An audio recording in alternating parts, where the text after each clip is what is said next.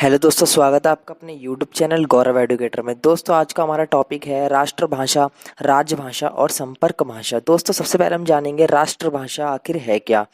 दोस्तों सबसे पहले हमारा पॉइंट या पैराग्राफ जो बनता है, किसी भी देश की संस्कृति का महत्वपूर्ण हिस्सा उसकी राष्ट्रभाषा होती है, जिसका प्रयोग लिखने, पढ़ने, वार्तालाप करने में किया जाता है। राष्ट्रभाषा वह भाषा होती है जिसमें देश के सभी कार्यों का निष्ठा प्रदान किया जाता है, मतलब सभी कार्य जिसे एक ही भाषा में किए जाते हैं। और दोस्तों इसको जन सामान्य की भाषा भी कहा जाता है, जो कि मैंने ऊपर लिखा हुआ है।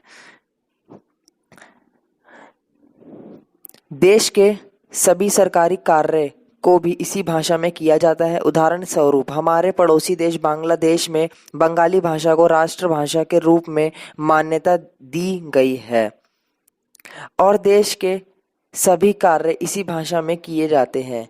मतलब बांग्लादेश में जो इसी भाषा में किए जाते हैं सारे कार्य, जो बांग्ला है। और इसी तरह भारत में 70% लोग हिंदी बोलते हैं। लेकिन आप सोच रहे होंगे राष्ट्रभाषा फिर तो हिंदी होगी, लेकिन दोस्तों ऐसा नहीं है, ये जानेंगे हम आगे।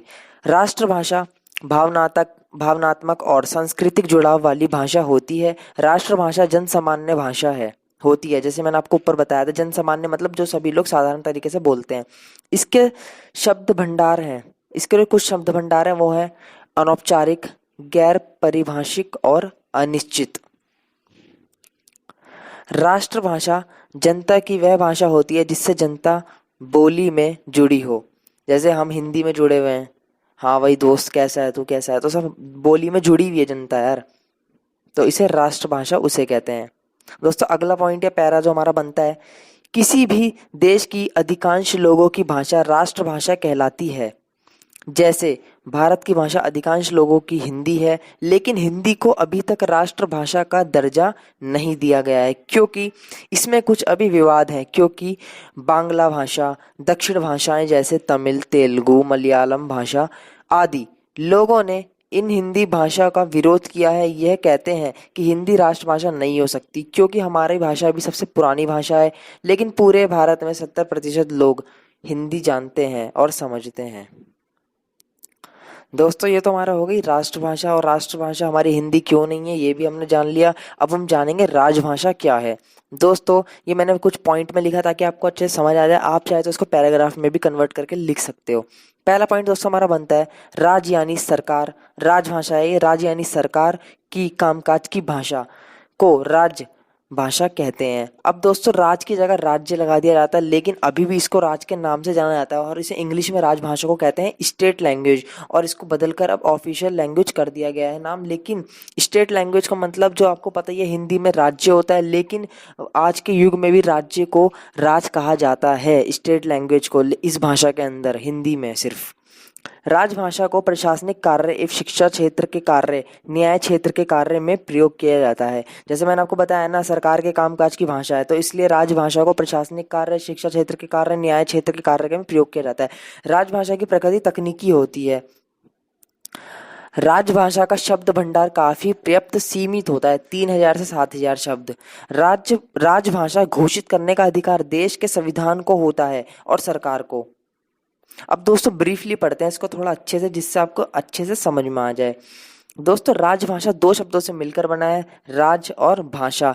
राज का मतलब होता है राजकार्य, शासन, प्रशासन। तो इसकी जो भाषा होती है, या राजकार्य कार्य की जो भाषा होती है वो राजभाषा कहलाती है। मैंने आपको जैसे अब ऊपर बताया था ना, राजकार्य भाषा जो होती है, या जो सरकार की जो ये सब कार्य की भाषा होती है, प्रशासनिक कार्य की भाषा होती है, वो राज्य भाषा कहलाती है। इसका जब हम इतिहास जानते हैं तो पता चलता है कि जब आज़ादी की लड़ाई लड़ी जा रही थी, तब यह शब्द प्रचलन में था ही नहीं। सबसे पहले इसकी अवधारणा 1949 में राजगोपालाचारी द्वारा लाई गई। जब हमारा संविधान बनाया जा रहा था तो उस समय दो भाषा को रखा गया, नेशनल लैंग्वेज यानी राष्ट्रभाषा, और स्टेट लैंग्वेज यानी राजभाषा, जो अभी हम पढ़ रहे हैं। और स्टेट लैंग्वेज को ऑफिशियल लैंग्वेज का नाम दे दिया गया, लेकिन इसका हिंदी में नाम राजभाषा ही है। दोस्तों ने अभी ऊपर आपको पॉइंट्स में बताया था, वही मैंने इसको ब्रीफली आपको बताया है। जिसे हम कहते हैं राज के कार्य की भाषा या कामकाज की भाषा, जो कि मैंने ऊपर पढ़ा, ये देखिए जैसे कि हिंदी के नाम से राजभाषा, हिंदी में राजभाषा ही कहते हैं, और जिसको हम कहते हैं राज के कार्य की भाषा या कामकाज की भाषा।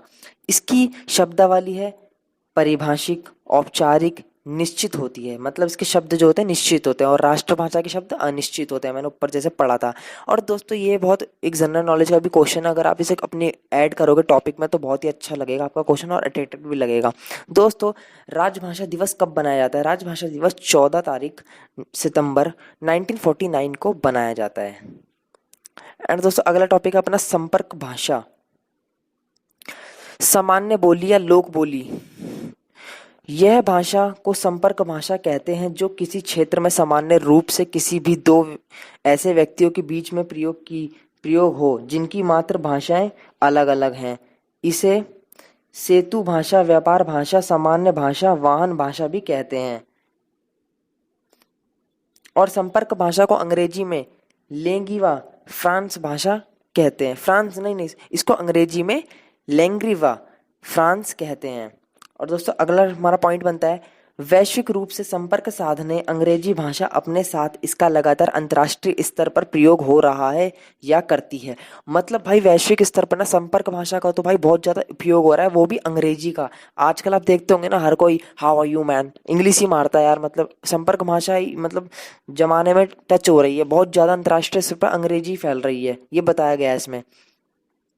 हमारे पूरे भारत में 70% हिंदी बोली जाती है, और वही बोलियां अन्य हैं तमिल, तेलुगु आदि जैसे। तो 70% हिंदी बोले जाने के कारण हमारे देश में हिंदी संपर्क भाषा के लिए ठीक मानी गई है, और हिंदी राष्ट्रीय संपर्क की भाषा बन चुकी है। दोस्तों हिंदी राष्ट्रीय संपर्क की भाषा तो बन चुकी है, लेकिन अभी तक ये राष्ट्रभाषा नहीं बन पाई है, क्योंकि इसमें विवाद है जो कि मैंने आपको ऊपर बता दिए हैं।